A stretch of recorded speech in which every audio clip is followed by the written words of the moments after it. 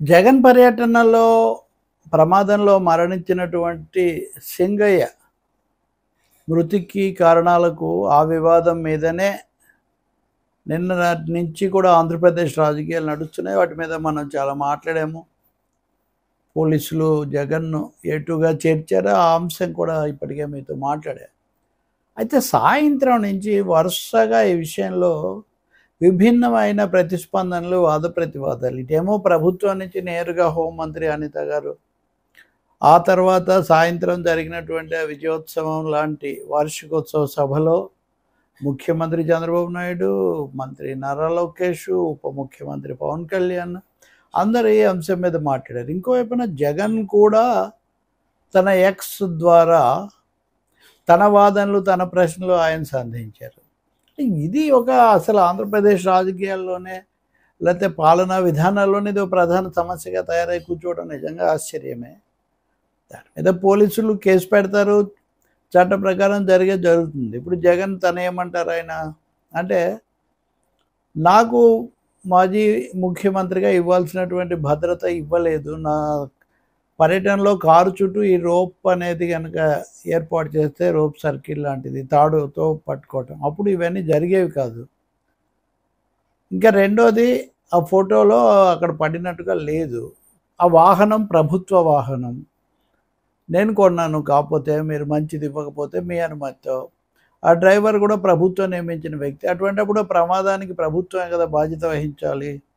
ఇంకా మా వరకు చూస్తే నేను అప్పుడే చెప్పాను, మా వాళ్ళని వెళ్ళి విచారించండి అని, 10 లక్షల రూపాయల వరకు సహాయం చేయమని చెప్పాను, వాళ్ళకి అండగా ఉంటామని చెప్పాము అనే ఒక విమర్శ వచ్చింది కదా. అది కూడా ఆయన సర్దుకునే ఒక ప్రయత్నం. దీని మీద ఇంత తీవ్ర స్థాయిలో ఎందుకు ప్రచారం చేస్తున్నారు? నా భద్రతకు భంగం కలుగుతున్నా కానీ బాధ్యత నెరవేర్చట్లేదు అనేది ఆయన ఒక కొన్ని ప్రశ్నలు, కొన్ని సమాధానాలు.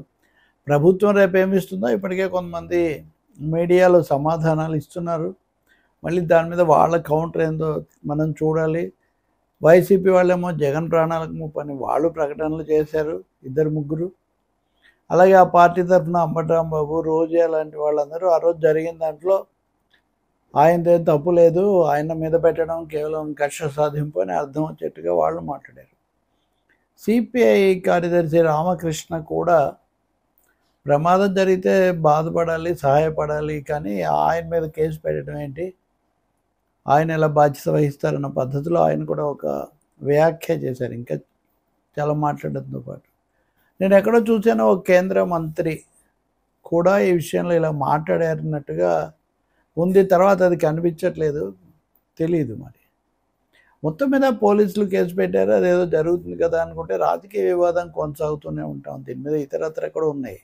అంతకంటే కూడా ఇంకా ముఖ్యమైనది, ప్రభుత్వము కీలక నేతలతో ఏర్పాటు చేసిన వార్షికోత్సవ సమర్పణ పత్రం. ఎక్కువ చంద్రబాబు నాయుడు అక్కడ ప్రధానంగా సమర్పణలు, విజయాలని చెప్పారు. ఆ సభలో కూడా ఈ అంశమే కీలక పాత్ర వహించడం. ఈ అంశం అంటే వైసీపీ మీద విమర్శ.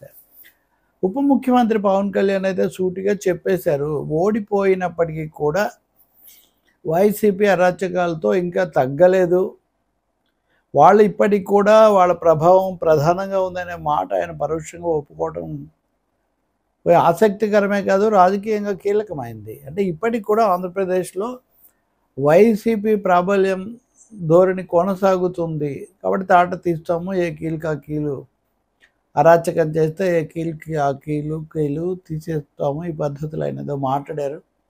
వెంటనే వైసీపీ వాళ్ళ మీడియాలో ఈ తీవ్ర అరాచకం ఎలా మాట్లాడారో చూడండి అని వాళ్ళు పెడుతూ ఉన్నారు. లోకేష్ తమ విజయాలు అవి చేసి అహంకారంగా ఉన్నందుకే 11 స్థానాలకు వచ్చారు, ఎవరిని ఉపేక్షించే ప్రసక్తి లేదు, తగినవి చెప్తాము, విజయాలు కూడా సాధిస్తాము, ప్రజలకు ఇచ్చిన వాగ్దానాలు నెరవేరుస్తామని ఆయన మాట్లాడారు. చంద్రబాబు నాయుడు ఏమో తన విజయాలను వీటన్నిటిని కూడా ఆయన వాటిని అక్కడ పొందుపరుస్తూ ప్రజల ముందు, అది ఏడాదిలోనే డబుల్ ఇంజన్ సర్కార్ కావడం వల్లే ఇన్ని విజయాలు సాధించామని ఆయన చెప్పారు. నిజంగా కేంద్రం నుంచి ప్రత్యేకంగా వచ్చిన నిధులు, అనుమతులు ఏంటనేది మనకేమీ పెద్దగా లేదు. ఒకటేరా ఎట్లయినా వస్తాయి. కేంద్రానికి కూడా బాధ్యత ఉంది కదా తెలుగు రాష్ట్రం పట్ల, లేకుండా ఎలా ఉంటుంది? చేసిన ప్రతిదీ ఏదో ధర్మం కోసం చేశారని మనం చెప్పలేము. రాజ్యాంగ ధర్మమే తప్ప అది ప్రత్యేకమైన శ్రద్ధతో చేసినవి చాలా తక్కువ. ఇంకా భవిష్యత్తులో చేస్తే చెప్పలేం, కానీ ఇప్పటికైతే ఏమీ జరగలేదు. బనకచెర్ల ప్రాజెక్టును కూడా ఆయన పూర్తిగా సమర్థించుకున్నారు. దాని మీద వచ్చిన ప్రశ్నలేమో ఆయన దాటేస్తూ ఉన్నారు. చాలా పథకాలు ఇవన్నీ. ఇంకొకటి, మాజీ మంత్రి, సీనియర్ నాయకుడు, పొలిట్ బ్యూరో సభ్యుడు యనమల రామకృష్ణుడు, ఆయన కూడా జగన్ కూటమి ప్రభుత్వాన్ని అస్థిరపరచాలని ప్రయత్నిస్తున్నారు. వైసీపీ అస్థిరత్వం పాలు చేస్తుందని. ఎలా చేస్తుంది, ఎలా చేస్తారు? అంత అపారమైన 164 సీట్లతో అత్యధిక ఆధిక్యత, దాదాపు రెట్టింపు బలం ఉన్న కూటమిని మెజారిటీ కంటే ఎలా అస్థిరం పాలు చేస్తారు? సో అస్థిరం పాలు చేస్తున్నారు. ఇంకా ప్రాబల్యం కొనసాగుతుంది. ఇంకా వాళ్ళే అన్ని చేస్తున్నారని చెప్తున్న ఆరోపణకు కారణం ఏంటి? పవన్ కళ్యాణ్ అయితే తన ప్రసంగంలో మేము కాన్ఫిడెన్స్ ఇవ్వడానికి ఇవన్నీ చెప్తున్నాననే మాట కూడా చెప్పారు. కాన్ఫిడెన్స్ ఇవ్వడానికి చెప్పడం ఏంటి అసలు? కాబట్టి ఎక్కడో ఏదో రాజకీయంగా కొంత చక్కదిద్దుకోవాల్సిన అంశం ఉంది అని కూటమి నాయకులు భావిస్తున్నట్టుగా కనిపిస్తుంది. చంద్రబాబు నాయుడు ప్రత్యేకించి ఐక్యంగా ముందుకు పోతున్నాం, ఎలాంటి సమస్య లేదు అన్న అంశాన్ని కూడా ఆయన నొక్కి చెప్పారు. అలాగే పవన్ కళ్యాణ్ ఆయన అభిమానాన్ని, చంద్రబాబు నాయుడు అనుభవం చాలా ముఖ్యం, ఆయన ఉండడం వల్లే రాష్ట్రం కోలుకుంది, లేకపోతే ఏమైపోతుందని ఆయన చెప్పారు. ఇలా ఒకరినొకరిని ప్రశంసించుకోవడం వరకు ఓకే. అలాగే లోకేష్, పవన్ అన్న కొంత ధైర్యం అన్న పద్ధతిలో ఆయన మాట్లాడారు. పురంధేశ్వరి బీజేపీ తరఫున ఆమె కూడా ఉన్నారు. మొత్తం మీద కూటమి ఏడాది విజయాలు చెప్పుకోవడం అనేది అలా ఉంచితే, రాజకీయంగా ప్రధాన ప్రత్యర్థిగా ఉన్న వైసీపీకి తీవ్రమైన హెచ్చరిక పంపించడమే ఈరోజు కీలకమైన అంశంగా కనిపిస్తుంది. ఇదే సమయంలో సజ్జల రామకృష్ణారెడ్డి, వైసీపీ సమన్వయకర్త, గతంలో సకల శాఖ మంత్రి అనిపించుకున్న ఆయన ఈరోజు మాట్లాడుతూ ఎప్పుడు ఎన్నికలు పెడతారనేది తప్ప మేము రావడం ఖాయం, ఇంకా అందరు నిర్ణయానికి వచ్చేసారు, అది అర్థమైపోతుందని కూడా చెప్పారు. అంటే రెండు భిన్న దృశ్యాలు. వైసీపీ వాళ్ళు, ఆ నాయకులు వాళ్ళ మాటల్లోనేమో మితిమీరిన ధీమా, ప్రభుత్వం తరఫునేమో ఒక విధంగా ఇదంతా అరాచకం, మేము సాగనివ్వం, తాట తీస్తాం, ఇట్లాంటి వ్యాఖ్యలు అటువైపు నుంచి. మొత్తం మీద ఏపీ రాజకీయాల్లో ఈ విధమైన ఒక ఉద్రిక్తపూర్వకమైన పరస్పర వాగ్దాడి, అంటే మాటలతో దాడులు కొనసాగుతున్నాయి. కేసులు కూడా తప్పకుండా పెడతాం, చంద్రబాబు చెప్పినా వినం మేము, తప్పకుండా చేస్తామని కూడా మంత్రులు అంటున్నారు.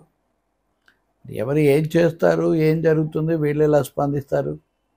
ఈరోజు యువత యాత్ర అని ఏదో చేశారు ఉదాహరణకు, అప్పుడు కూడా పల్నాడులోనే తొక్కించలేక జరిగింది.